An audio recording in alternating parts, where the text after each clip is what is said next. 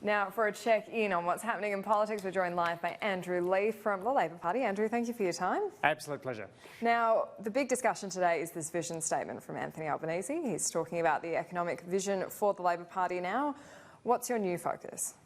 Productivity is central to Australia's challenges. We've seen 95% of Australian firms barely grow their productivity since the Sydney Olympics, and the best 5% of our firms falling off the global productivity frontier. Economists should talk about capital deepening as a way of growing productivity, but we're actually seeing now capital shallowing. We've got growth fragile, unemployment on the rise, retail sales sluggish, a real worry coming into the Christmas season. But underlying all of that, Annalise, is the challenge of getting productivity growth going again in Australia.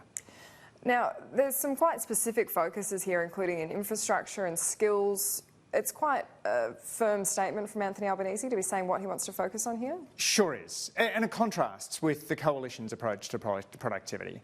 Their idea of productivity is it's all about cutting. Cut the environmental regulations, cut wages, cut working conditions. The Labor idea is it's about investing. Invest in individuals, invest in institutions, invest in infrastructure. Grow things, and so we're seeing more well-paying jobs and more innovation. We've seen a fall in the business start-up rate since the early 2000s, when it was around 14% a year. Now it's fallen down to 11% a year. Job switching is down. Australian management quality is below that of many comparable countries. So we've got to do more on this big productivity challenge. Now, if the government's if Labor's happy to say that we want to invest more in NBN, that's quite specific infrastructure, why not just completely underscore your policy on franking credits? Why not just say it's off the table? We'll announce our policies for the 2022 election when we come into that election, but we've only just lost this year's election.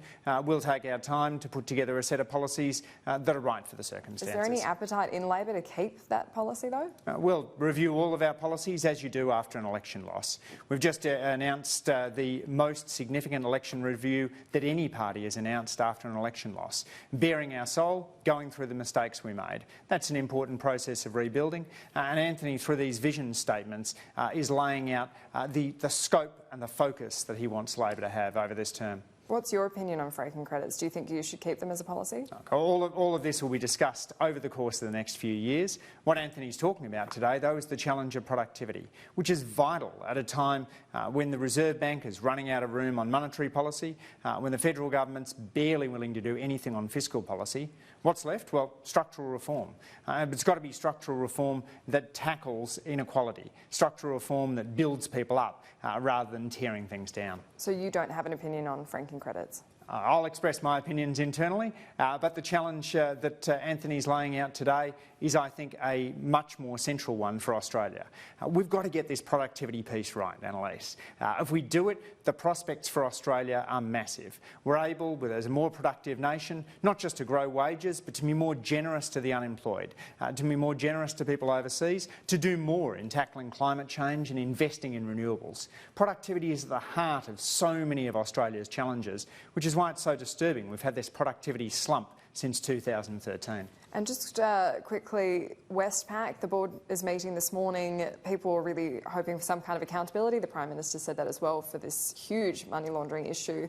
Do you think Brian Hartson needs to go? It's a shocking scandal in Australia's oldest bank, and it's absolutely vital that the bank assesses what went wrong. It's up to them to decide the positions of the CEO and senior management, but I think all Australians are shaking their head and saying, how could you let this happen?